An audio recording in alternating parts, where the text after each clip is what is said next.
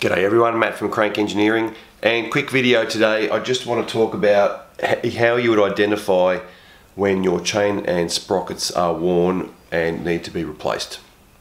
Okay, so I noticed this washing the bike a couple of weeks ago, and the bike's on the ground now, so the suspension's sitting at its normal height. Obviously when I'm sitting on it, it's going to compress down a little bit further and change the chain tension, but the chain's quite loose and the adjuster is backed just about all the way out, so this wheel can't go any further back, and as a result I can't tension the chain any further. And yet at the back here, I'll zoom in a second, there's quite a bit of a gap where the chain's loose around the back of the sprocket, so you can literally see air in there, so you can't tension this chain up. You can see that there where it's starting to kink. So this chain and sprocket combination is worn beyond use, and I'll just go into that in a little bit more detail for you. Okay, just for clarity, I just wanted to show you a little bit of a close-up.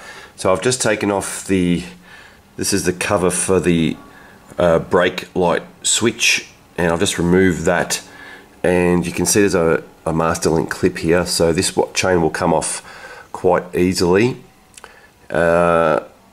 And it's difficult to look at the sprocket teeth themselves and tell whether they're worn, but I'll compare it to a new one in a minute and hopefully it'll become quite obvious. So as we move to the rear sprocket, this is what I'm talking about. This adjuster really is all the way out. It's just about touching the actuating arm for the rear brake. So this can't go any further that way. So this thing really is worn beyond its service limit, and as you can see, the chain is still around here, still quite loose. So time for a replacement. Okay, so we've got these sprockets and chain apart, and I've cleaned everything down with kerosene in the parts washer just so we can see what's going on. So obviously this is a drum for the rear brake as well as a sprocket carrier. So if my sprocket's warm but my drum is okay, I can replace the sprocket on this particular bike, and these early Harleys with a rear drum brake. You can buy a sprocket individually and the rivets, and you can rivet it on. I'll do that in another video, but I need this bike running for a run next weekend, so I'm going to replace the entire sprocket and drum with a spare that I've got that's for another project bike. So I'll use this one now and I'll put this one on the project bike. I just have to check that this brake drum isn't worn beyond its limits. So there's some stampings in here, max diameter 8.046 inches. So if that's worn more than that number, then this really needs to be scrapped. So I'll find out later on, but I need to get this one running. So I just want to show you some of the detail about why this chain and sprocket set is unserviceable at this point. Okay, so here's a zoomed close-in view of the old sprocket plus the replacement one that I've purchased for the bike. And let's have a look at the old one first. This is the rear side, this side faces the transmission, so when you're looking at it on the bike you can see that face. So this is the back, and there's quite a bit of wear. Let me get my hand out of there so it focuses. There's quite a bit of wear on the back of the sprocket. So the chain links, the edges of the chain links have worn the back of the sprocket. Now, probably due to them being a little bit misaligned, but anyway, it's too late now. So the back's got quite a bit of wear on it, and the front has got a bit of scuffing on here.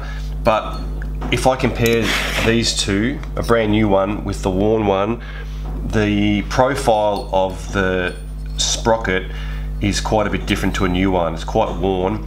So what happens in service, as the chain comes into contact with the sprocket and then it comes off the sprocket as it rotates, you get some sliding and rubbing of the chain bushing on the sprocket, and it might be hard to see in the camera, but even on the back of these teeth there's a little burr, so it's pushed up a bit of metal on the edge of the sprocket teeth, so that's telling me there's quite a bit of wear. So as these pockets get deeper and wider, their pitch changes. So the pitch is the center to center point of these sprockets. So that's no different to the center to center distance between the chain links. So as this wears, they get deeper, the pitch changes. That puts even more load on the chain because the chain has to now fit into grooves that are wider than the spacing of the link. So it just increases the wear even quicker. So the whole system really is shot. You can't really see too much wear on the chain bushings, but the sprockets are definitely worn. When I put this article on my website, I will get some photos of some industrial chain that's got some quite severe wear, and that'll be maybe a bit more obvious what the problems will be. So I'm going to change this whole thing as a set. We're going to use a new sprocket, a new chain, and a new rear drum and sprocket system, and get it back together, and we'll do things like sprocket, replacing the sprocket in another video. Thanks for watching. Okay, I thought we were finished, but I've just noticed something on the master link which I thought might be interesting. Obviously, these links are always moving around the sprockets, and then they're straightening up, and then they're moving around the sprockets. So they always are working, and they're always in tension. The chain's always pulling tight, especially from across the top of the chain. So the front sprocket's pulling the chain forward all the time, and at the rear wheels is being pulled by the sprocket. So this chain is in tension the whole time. So what's interesting to see on this master link, and we've zoomed all the way in, so hopefully it comes up in the camera, but on the inside of the link, both sides, there's a step, and that means the inside of the link has worn down. And that's because of the tension pulling apart and the constant rotating back and forth. So this also contributes to the increase of the pitch in between here, because if the distance between these two is effectively getting longer, then the chain is getting longer as well. Now, people seem to think that chains stretch, but I don't believe that's the case. And the reason being is, even a cheap chain, one of these 530 style chains, a lot of them are advertised, the cheap ones are advertised at about 60,000 pounds tensile strength. So that means you need to hang 60,000 pounds, and that's about 27 tons on the end of this chain before it will deform permanently. And I don't think you're going to see those sort of loads in operation. What I have seen, not just on motorcycle chains but in industrial chain, is varying. If these are cheap chains, the quality of the links is sometimes inconsistent. The lubrication in all these joints is also inconsistent, so if some of them have got very little lubrication, then they'll wear quicker than the ones that have a lot of lubrication.